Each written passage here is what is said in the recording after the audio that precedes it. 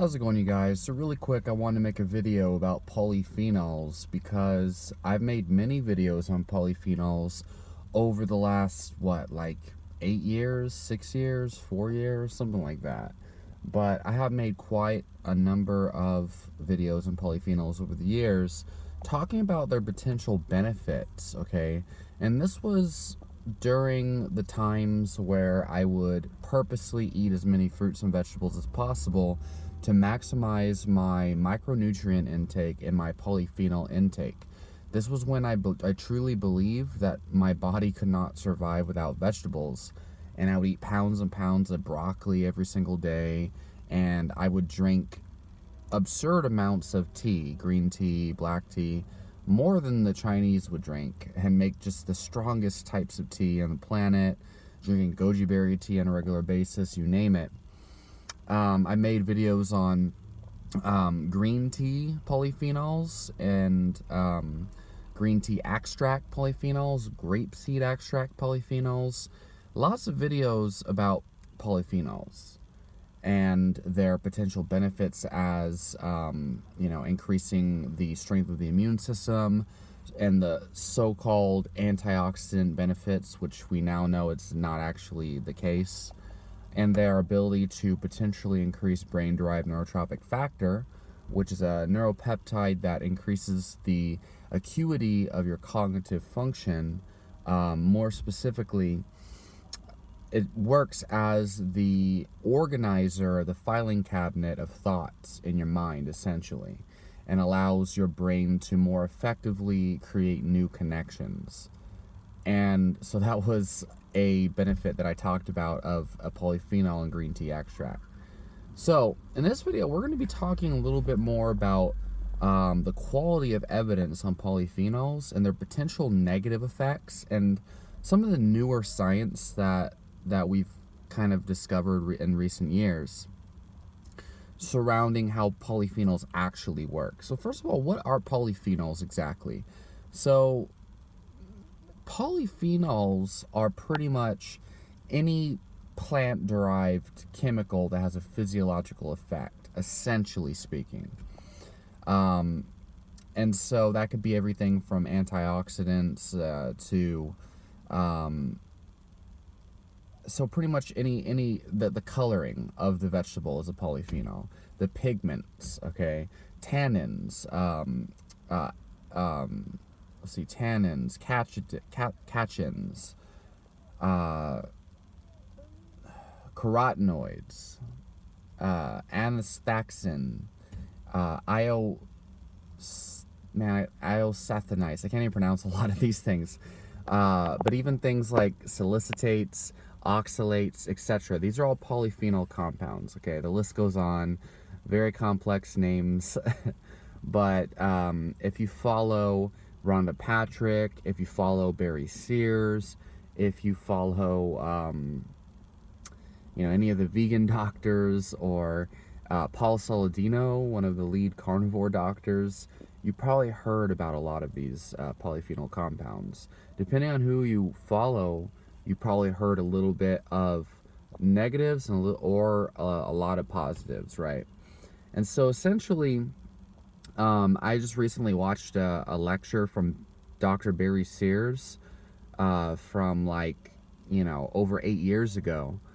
And he was talking about the benefits of polyphenols and how they have antioxidant properties, and they work as an antioxidant in your body. And we now know that that's actually not true at all.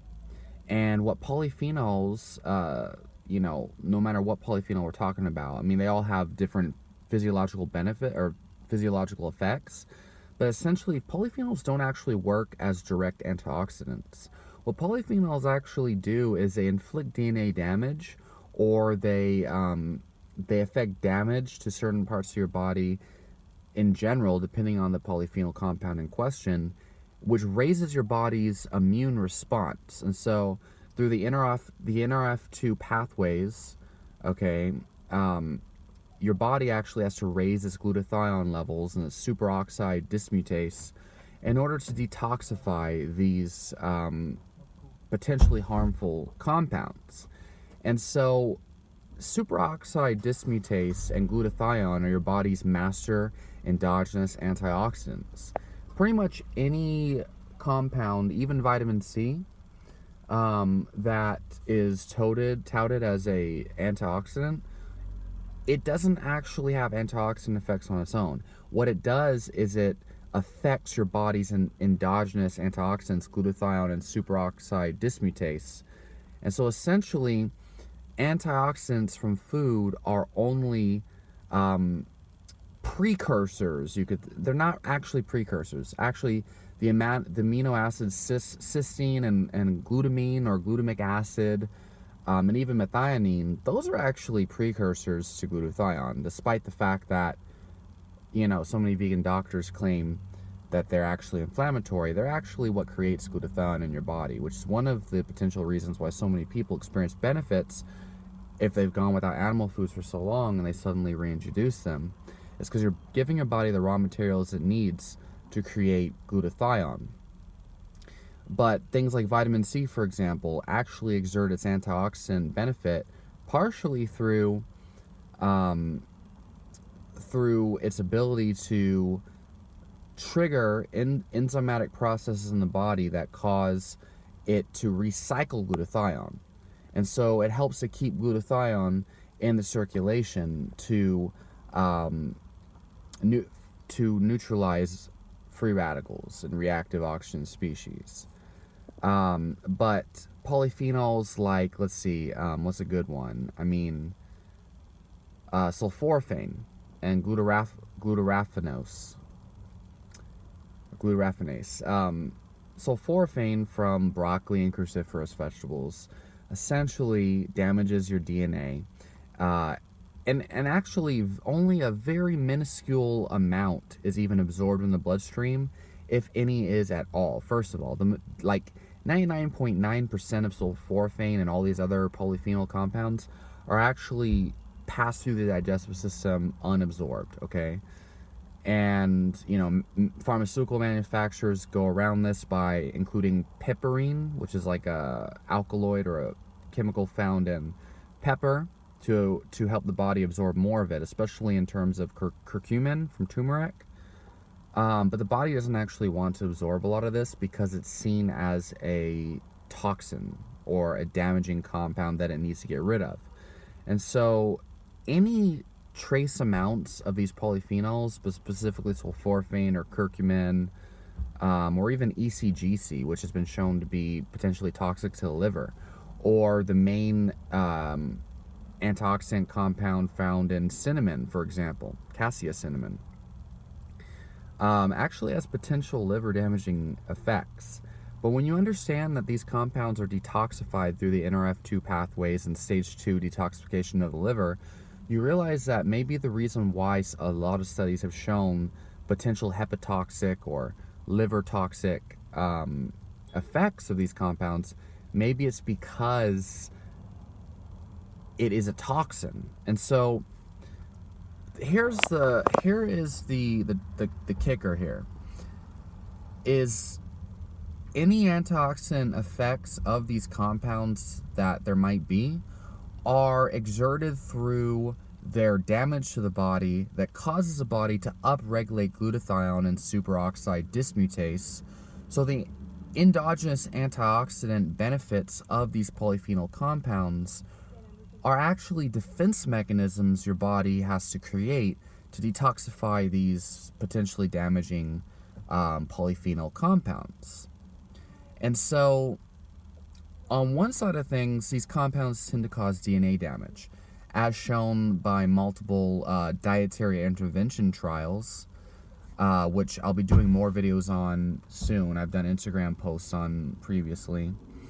But there's at least 2 dietary intervention trials that actually show a flavonoid-free diet can actually cause DNA damage, a flavonoid-free diet can actually cause greater antioxidant status. And when they add fruits and vegetables and higher flavonoids to the diet, you see an increase in DNA damage and a decrease in antioxidant status, which is the exact opposite of what you would expect from, you know, the claims of polyphenols as antioxidant compounds. But there's a number of rat studies that show potential, you know, lifespan enhancing effects and brain-derived neurotropic factor increases and potential benefits of polyphenols from animal studies, okay? And there's quite a few studies that actually show increased rates of breast cancer from high amounts of vitamin A from plant foods, for example, which is considered a antioxidant, and I believe it is a type of carotenoid, beta-carotene, which is supposed to be good for you, but when you see, you see cohort studies that show greater increases in breast cancer from long-term use of these supplemental antioxidant compounds, and rat studies show potential harmful effects. But there's also a number of studies that actually show benefits in animal studies and in large cohort studies. What they tend to find is antioxidant supplementation seems to increase risk of death from all causes, or shows absolutely no benefit at all. So when you supplement with isolated antioxidant supplements, you don't really see much of a benefit in cohort studies. And I believe cohort studies are some of the best ways to kind of like narrow down your options of the health effects of certain foods, but not good enough to determine cause. And so either no benefit or a detriment or an increased risk of disease from antioxidant supplementation in large cohort studies. But that's isolated antioxidant supplementation. When you look at cohort studies that show greater intake of fruits and vegetables, specifically looking at something like 4 cups a day, which isn't really that much if you really look at it, but about 4 cups a day of cruciferous vegetable and citrus fruits and berries, okay? Specifically the Nurses' Health Study, the, what's the other one? The Health Initiative, the Women's Health Initiative, and there's a couple other large cohort studies. The Pure study that actually showed, the cohorts with the largest intake of fruits and vegetables tended to be the healthiest and live the longest and have the lower rates of diseases.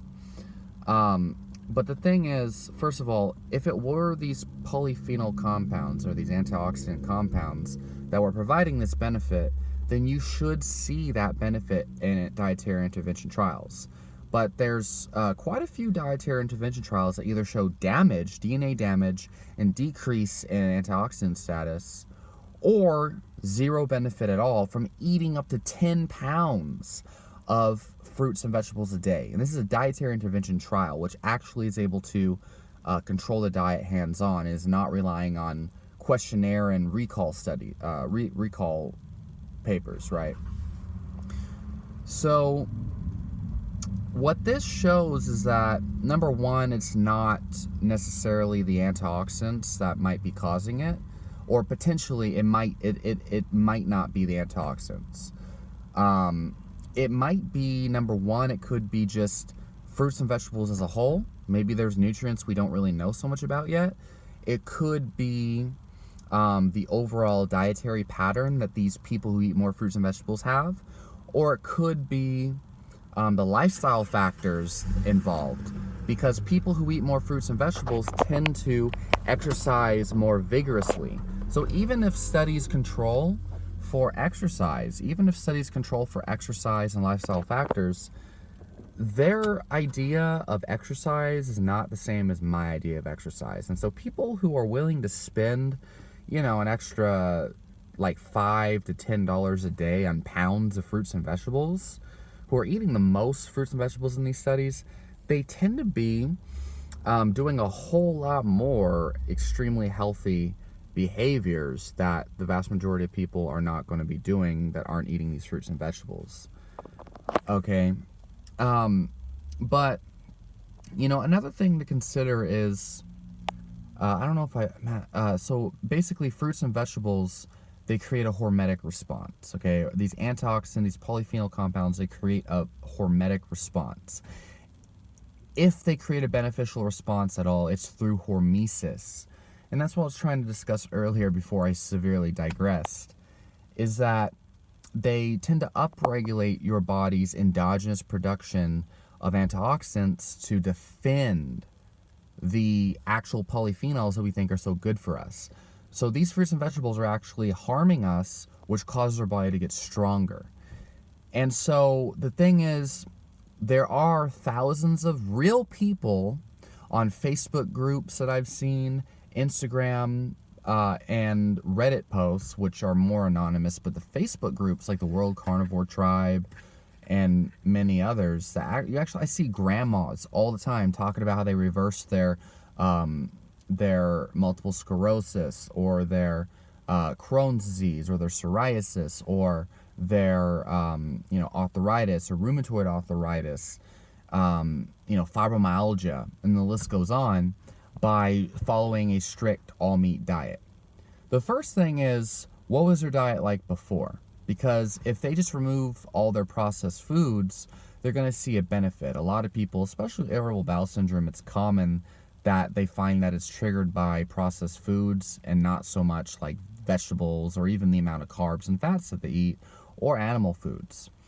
Other people find that they actually have food intolerances. So for myself, I get psoriasis and irritable bowel syndrome when I eat whole grains or beans or nuts and seeds. But I can eat fruits and vegetables and even tubers without psoriasis, but maybe get a little bit of digestive discomfort at first from these fibrous plant foods. But over time, your gut microbiome adjusts. So a lot of these people might be able to just do an autoimmune paleo diet and be okay. It might not be that fruits and vegetables are killing us. It might just be that people have food intolerances, probably from antibiotic use and maybe the pesticides and GMOs that are put into our food supply. Because for me, I didn't start to have problems with plant foods until after a couple courses of antibiotics, admittedly so. And then I went vegan and realized what suffering really is. But so there's that. But I think the other thing is, I've noticed a lot of people were trying to eat the standard healthy diet, not even like an extreme diet at all. And they found that no matter what they do, they cannot eat any fruits and vegetables or plant foods at all, or grains or anything like that, without aggravating their autoimmune conditions.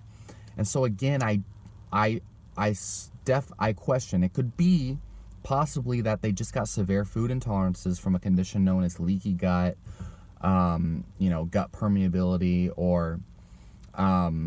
or maybe they have pathogenic bacteria in their stomach, some kind of gut infection. Or maybe there's one more.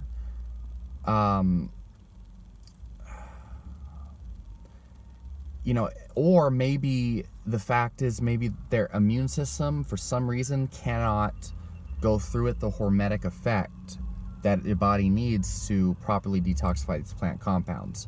So it's very possible that these studies that show an increase in antioxidant capacity and a decrease in DNA damage from removing all plant antioxidants from their diet completely, it's possible that that's what's going on with these people, is that they have autoimmune conditions that are triggered by these polyphenols, and their immune system cannot create the upregulation of glutathione to properly detoxify it. So in normal, so-called healthy people, your body can possibly get stronger from eating these polyphenols in tiny amounts. Supplements might actually cause more harm because your body's not supposed to be, it's like if you just, like taking a polyphenol supplement is like going to the gym and just go maxing out on squats over and over and over again for like 5 hours straight and then running a marathon. You don't want to be giving yourself large doses of stress. That's key here.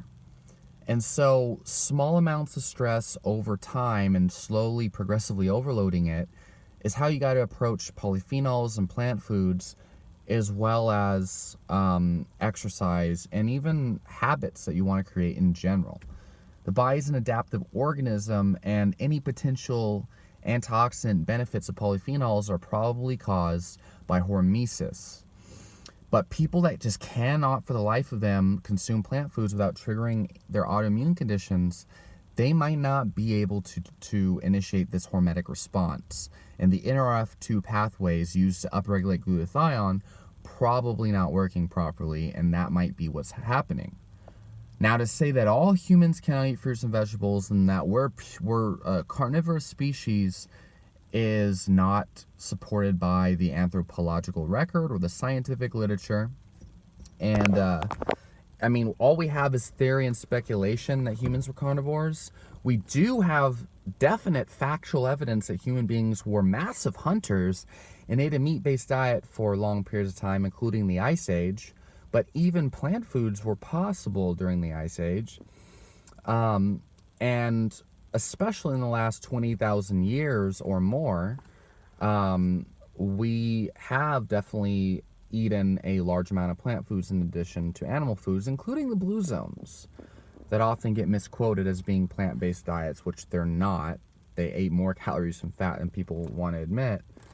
And one good book to kind of like dispel this carnivorous myth is Nourishing Diets by Sally Fallon, which outlines a lot of the research from Weston Price and some of the Arctic explorers like Stefansson and the Maasai and the Inuit and yada yada. And it even talks about the Asian cultures and what the blue zones from Sardinia and Okinawa actually ate, and outlines the evidence towards the Mediterranean diet and all of these things.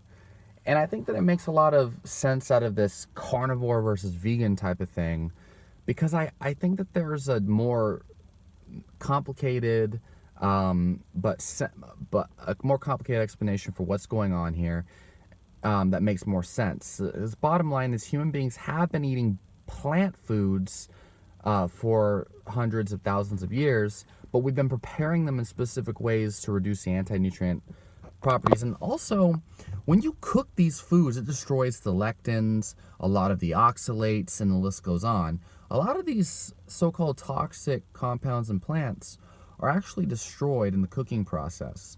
And if you soak them and sprout them the way that these traditional cultures did, and then you cook them, there's no way in hell you're going to be getting enough anti-nutrients for them to make a huge impact. And any negative side effects probably have something more to do with your gut microbiome or your intestinal health, or, you know, other possible issues that you were having, and not so much these DNA damaging polyphenols themselves. So bottom line is, it's not black and white, and it's going to be very individual.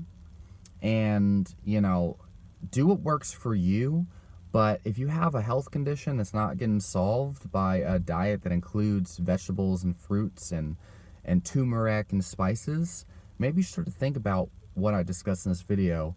Think about the potential side effects of these vegetables and try a carnivore diet for about 30 days and see what happens. Otherwise, if you don't have any problems, you still try it and see if maybe there's benefits you didn't know that you could have had. Or maybe it won't even matter, you don't have to really worry so much. So leave your questions and comments and your thoughts and opinions down below. I'm at the bookstore, about to read some new information. We'll talk to you next time.